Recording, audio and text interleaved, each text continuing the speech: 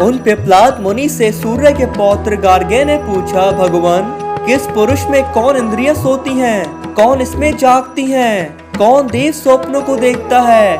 किसे यह सुख अनुभव होता है तथा किस में ये सब प्रतिष्ठित है?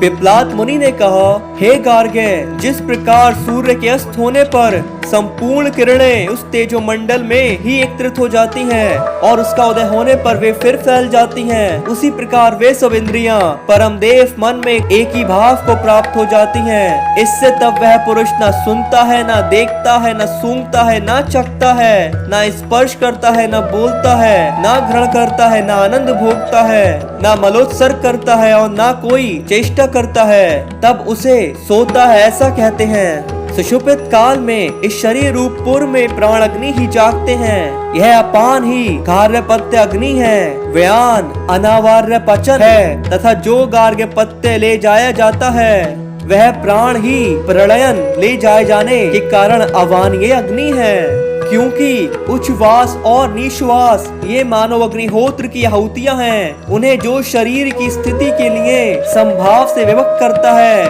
वह समान ऋत्विक है। मन ही निश्चय यजमान है और इष्ट फल ही उदान है। वह उदान इस मन रूप यजमान को नित्य प्रति ब्रह्म के पास पहुंचा देता है। इस स्वप्न अवस्था में यह देव अपनी विभूति का अनुभव करता है। इसके द्वारा जागृत अवस्था में जो देखा हुआ होता है उस देखे हुए को ही यह देखता है, सुनी सुनी बातों को ही सुनता है तथा दिशा विदिशाओं में अनुभव किए हुए को ही पुनः पुनः अनुभव करता है। अधिक क्या, यह देखे बिना देखे, सुने बिना सुने, अनुभव किए बिना अनुभव किए तथा सत और असत सभी प्रकार के पदार्थों को देखता है और स्वयं भी सर्वरूप होकर देखता है। जिस समय यह मन तेज से आक्रांत होता है उस समय यह आत्मदेव स्वप्न नहीं देखता।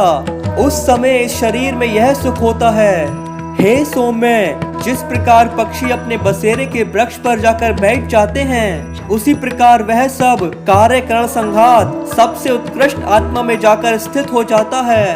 पृथ्वी और पृथ्वी मात्रा, गंधन तन मात्रा, जल और सतन मात्रा, तेज और उपतन मात्रा, वायु और स्पर्शतन मात्रा, आकाश और शब्दतन मात्रा, नेत्र और द्रष्टव्य रूप, श्रोत और श्रोतव्य शब्द, घ्राण और घ्रातव्य गंध, रसना और रसातव्य रस, त्वचा और स्पर्श योग्य पदार्थ, हाथ और ग्रहण करने योग्य वस्तु, उपस्थ और आनंदायित्व, पायु और विसर्जनीय, पाद और गंतव्य स्थान, मन और मनन करने योग्य, बुद्धि और बौद्धव्य, अहंकार और अहंकार का विषय, चित और चैतन्य, तेज और प्रकाश पदार्थ तथा प्राण और धारण करने योग्य वस्तु, ये सभी आत्मा में लीन हो जाते हैं। यही दृष्टा, स्पर्शता, श्रोता, घ्राता, रसयता, मनता, बोधा और कर्ता विज्ञान आत्मा पुरुष है।